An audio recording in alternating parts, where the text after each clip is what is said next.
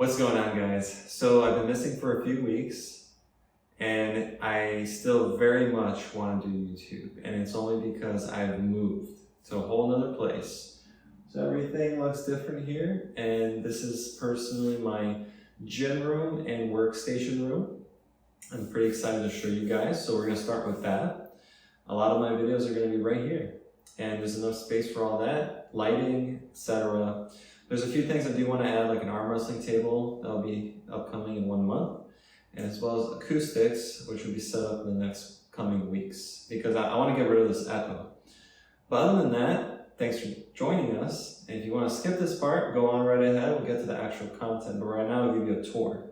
All right, ladies and gentlemen, with all tours, we start with the door and onto the workstation. So this is my computer workstation where I'll be doing my work/editing. Here's my Rode mic, my sound card, 4K camera, solid PC for rendering and video games. Over here we got my scale for weighing things such as people, and my light source. So this is a nice gift for my sister, and this pretty much illuminates the whole room in a pretty nice setting. I do also have here a back extension machine and a bench. A very close friend of mine gave those to me so I can do my trainings and be successful. Over here in this corner, I set up a anchor, and I fucked it up on the top, so I started over again. But this anchor should support enough weight. I just tested it out with 80-pound extension, so I can do some back pressure. I can probably do some side pressure. Pretty solid. Next up, I got my curl bar, pull-up bar, my pull-up / dip weight belt. I actually made this. It handles quite a bit of load. Rolling, ab roller, weights.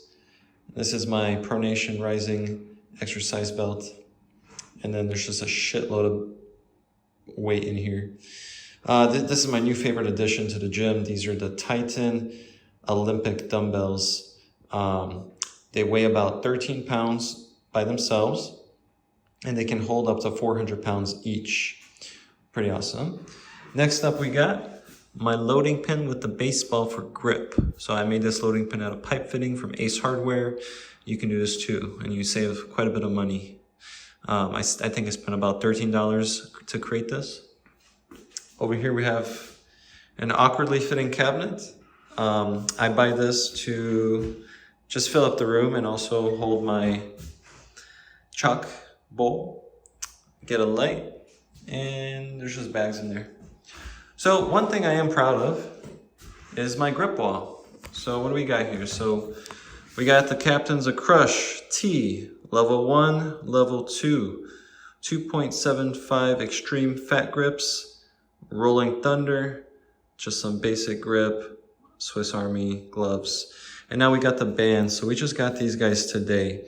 They actually go up to about 300 pounds. And honestly, I'm pretty excited to use them for recovery especially.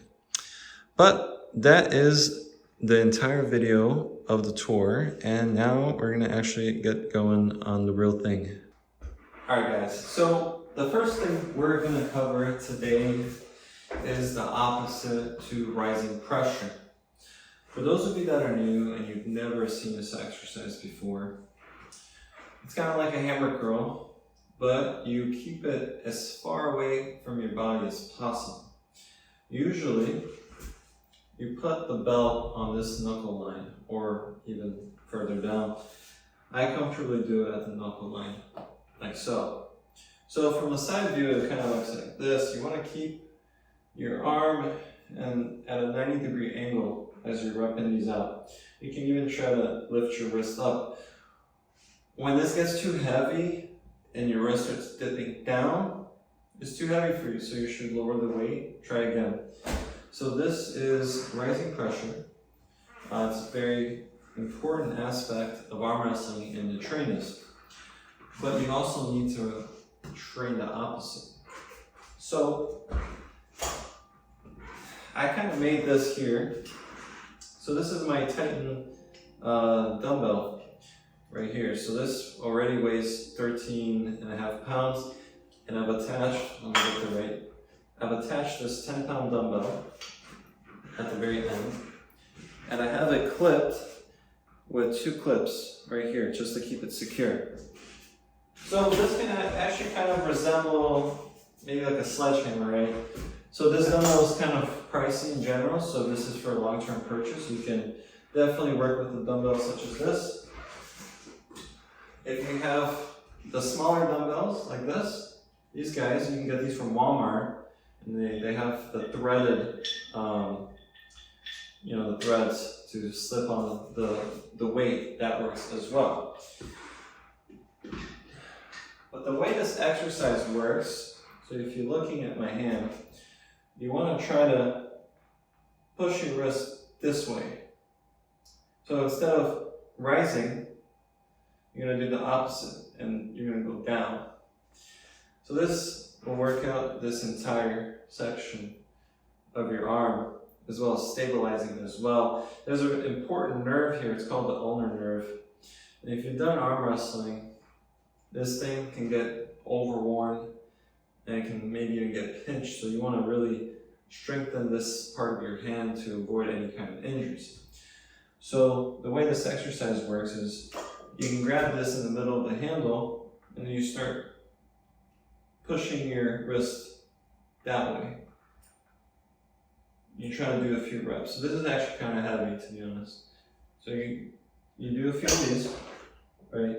And if you're already really strong, you can try to even get leveraged out on this further part, but I'll tell you it's really, really difficult. So this might not be the most suitable, affordable option. You could go with the sledgehammer as well. So you can get a sledgehammer and mark your spot on the sledgehammer with how far away you are from the weight, and as you get stronger, you start inching away from it and make it harder to leverage against. So that's the first one. So the next exercise is pronation. You're still going to be using a karate belt, but the difference here is you're going to be wrapping this around your thumb. The point of this is that when you wrap this around your thumb, the weight is pulling your hand and it makes it want to go this way. But obviously you're going to resist and go this way. And it's going to actually train this muscle right here, which would definitely help you win arm wrestling matches. But if you want to see the exercise, it works like this. So from front view, it's like not completely overhand. You don't want to be completely supinated. You kind of want to be at a neutral grip. And then as you turn in, you can actually turn a little bit out like this and bring it in towards yourself, because that's the same motion you're going to do in arm wrestling. From a side view, it's going to look like this. You still want to keep your arm at a 90-degree angle, because that is the best angle to train these kind of exercises. If you bring it in closer to yourself, it's going to get significantly easier. You want to challenge yourself, right? But if you try to do it with your arm overextended, you're at a disadvantage. You're going to end up losing the arm wrestling match, most likely, unless you're really experienced. Now, this exercise also has an opposite as well, and it's called supination. So it trains the opposite muscles. Same concept, you get more strength, more stability, you reduce any kind of muscle imbalances. One exercise you can do is with the actual belt itself, right? So you're going to grab the belt and you're going to anchor your arm kind of like into your ribs or stomach right here, and you're going to want to twist it like this. So as an example, it would look like that. So you're going to want to try and do this as a wrist movement. It's going to look like I'm doing it with a full body, but I'm just trying to get more of a stretch and more rotation. But if I'm not moving at all, I'm actually getting it almost almost parallel with the ground. Not quite, because I don't have the best flexibility in my wrist. It'll be like that, right? Now, if you don't want to use the belt, you can also use the same dumbbell, but when you do it, you twist this way. So you put the heavy side on towards the ground, and you try to turn like this and keep your wrist and palm upwards. That's the goal. Okay, but pronation and rising pressure is not the only thing. There's a few other things. So you ever want to work on your grip strength, right? So you buy one of these grippers and you start crushing it. So that's going to be working out when you grip going this way. It's definitely going to be working out on your flexors. You end up realizing that your wrists are too weak, right? So you end up buying a fat grip because it forces you to work these muscles harder, and you attach and you start doing your wrist curls. And this gives you an amazing pump for your arms. But that's not everything. A high percentage of your grip will come from your extensors. And one of my favorite exercises up until now is using extensor bends. So I bought this extensor bends, kit, I guess, from gripgenie.com. You guys might know the owner is Jujimufu. So it comes in 5 different bands, so from very light to very heavy. So at this point in time, I've been working with the heavy one, and every morning on the train to work or wherever I have 30 minutes of doing something, besides scrolling through my phone, I use these extensor bands. So it's not exponential strength you're going to gain, but you're gonna gain gradual increase in strength in your grip and your forearms, as well as stabilizing your muscles as well. So when you set this up, you kind of want it at this length. I line up with the digit of my pointer finger and almost at the tip of this finger with the pinky, and then I get just a little part of it on top of my knuckle. And then when I start extending, it looks like this, right? So then you kind of extend them close. You can do full extended hand. The different angles will get these muscles going really well. I do about 20 reps, 30 reps, and then I switch hands. You'll start to notice which hand is actually stronger. So I have a lot more endurance and strength with my right hand. But it is nice to say that I can do the heavy band very easily. There is a super heavy band, but I leave that for like the heavy days. But yeah, so that's my favorite extensors. There is one more you can do. And I personally like to use my curl bar, but I do it overhand like this, and you just start repping these out like that. Honestly, I don't even do high weight. This is mostly for my recovery days.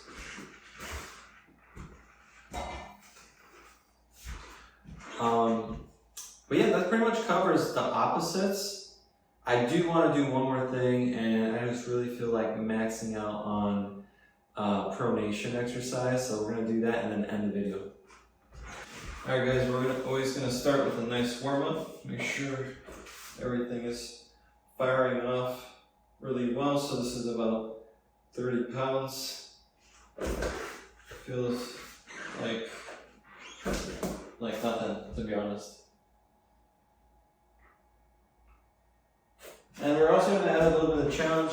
You're going to see a lot of people are doing this kind of like this. Something that my foot's not on the bench, but it's on the ground, but they'll be going like this. I'm going to try to just keep my arm to the side of my body and see how high we can get. So warm up is 30. All right, so now we're starting to approach some more serious weight. This is 50 pounds. Should be fine for me. So.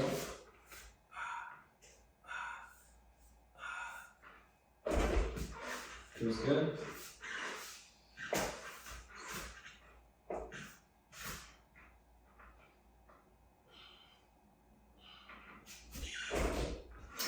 Feels good. Elbows are still alive.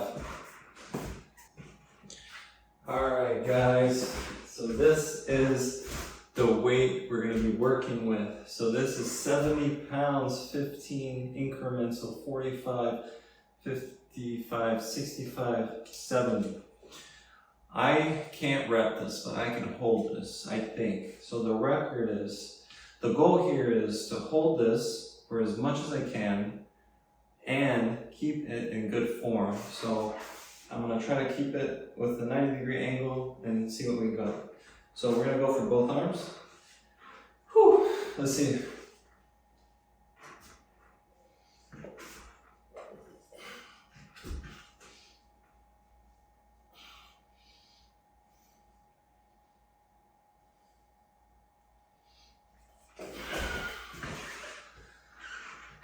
Pretty good.